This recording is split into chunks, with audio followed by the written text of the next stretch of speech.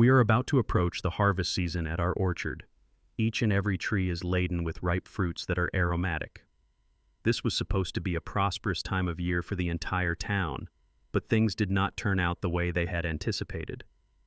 Our fields were being trampled on by wild boars, which kept coming in and destroying our fruit. As the damage continued to increase, we were left with no other option but to organize a series of rigorous hunts in order to save our harvest. Through our years of experience, we were able to identify the signs of the boars. In a short amount of time, our crew deployed and established a tight ambush circle. When the boars charged right into our trap, the sound of their hooves pounding could be heard throughout the area.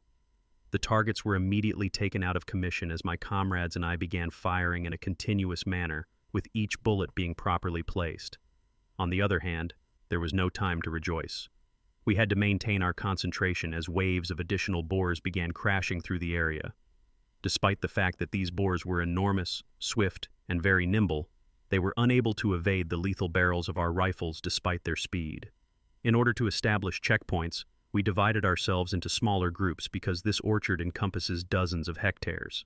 Nevertheless, killing these boars was not a simple task. Even with cautious aim, there were moments when we failed to hit the target and that allowed some to escape. Our devoted hunting dogs did an excellent job of bringing in the kill. Under the strain, the boars were compelled to emerge from their hiding place. That was the moment when we were able to take shots that were both accurate and clean. As the conflict progressed, it became increasingly heated and dramatic. However, this was the authentic hunting environment that we had been looking for. The strategies of ambush and surrounding continued to demonstrate an impressive level of effectiveness. There was a noticeable reverberation of the hound's loud barking. I raised my weapon in preparation. The slam! After another shot, another target fell to the ground immediately. Following the cessation of the shooting, the orchard reverted to its routine, peaceful state. But don't let it deceive you. That didn't mean that you were safe. Constant vigilance was required of us at all times. In addition, even when we exercised the utmost caution, there were moments when the prey ended up escaping in the blink of an eye, leaving us with a feeling of sadness. Our group made the decision to call an end to the exciting hunt that had been going on all morning, picked up our game, and then headed back home. In the afternoon, we made our way to the cornfields that were located nearby. There was an instant release of the hounds so that they could search for and locate the boars. These loud barks became even more audible. I made an effort to maintain my composure and squeezed the trigger as soon as I saw the boar in front of me so that I could continue my pursuit. In an instant, it was consumed by the boars, turning it into a raw food source for them. The sound of the dogs and their barking continued to reverberate from the depths of the cornfield. It was necessary for me to make my way through thick and sharp corn stalks in order to get to the source. My pulse was quickening, and the anxiety was rising, as if the target was lurking just around the corner.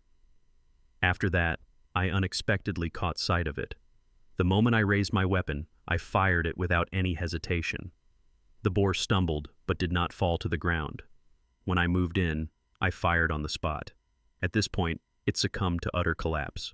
We were exhausted from chasing these boars, but there is nothing that can equal to the sensation of holding triumph in our hands. In my capacity as a modern-day hunter and a farmer, I am constantly committed to discovering the most efficient methods by which I may safeguard my fields. I decided to take action by hunting wild boars, which is a practice that is both practical and efficient for limiting the population of wild boars. Instead of sitting back and grumbling about the wild boars that relentlessly destroy my corn crops, I decided to take action. Come along with us as we set out on our adventure and find out what is in store for us. We had been silently observing the landscape for a few minutes until our scope eventually caught sight of a wild boar. As it strolled along, it was utterly oblivious to the fact that it had come into our line of sight. I made the decision to take a chance with a long-range shot, despite the fact that the distance wasn't perfectly right. It was just a matter of waiting for the appropriate time to fire the weapon. A blaze. The sound of the gunshot reverberated for several minutes.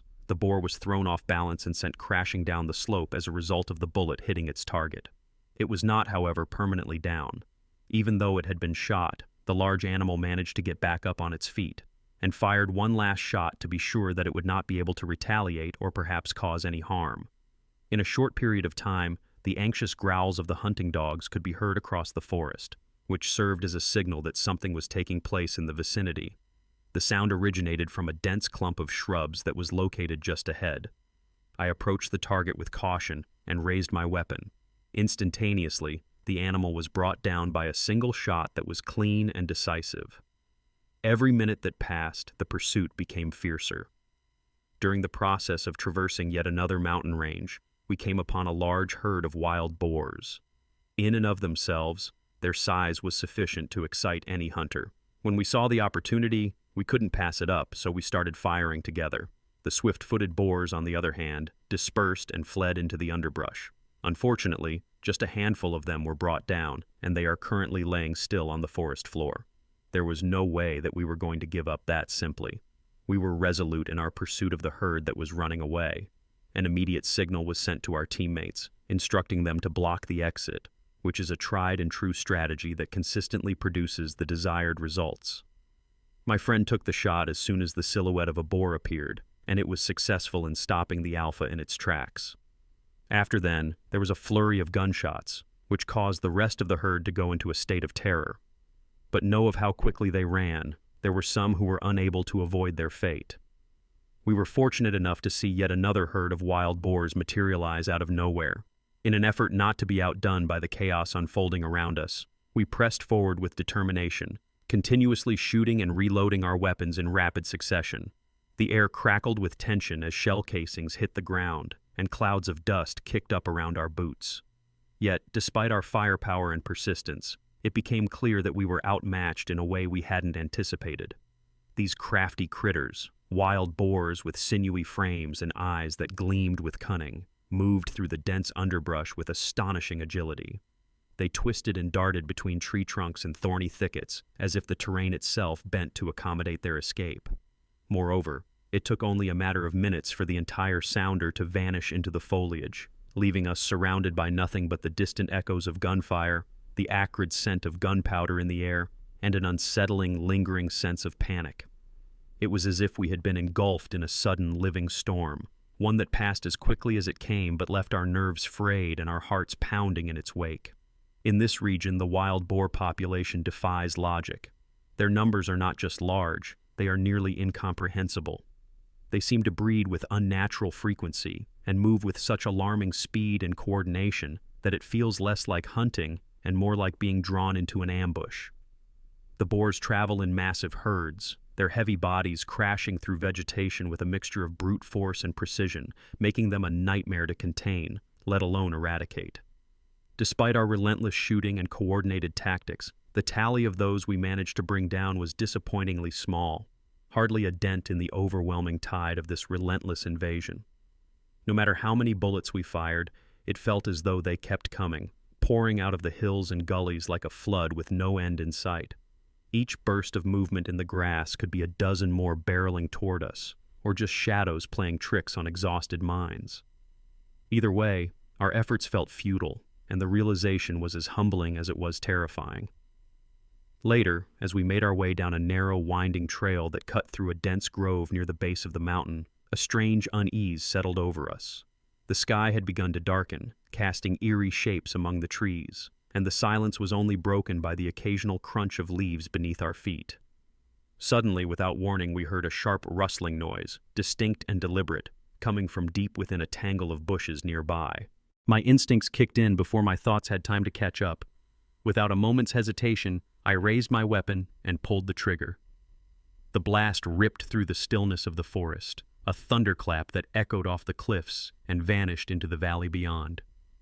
In that brief, explosive moment, a surge of adrenaline rushed through me, causing my pulse to thunder in my ears.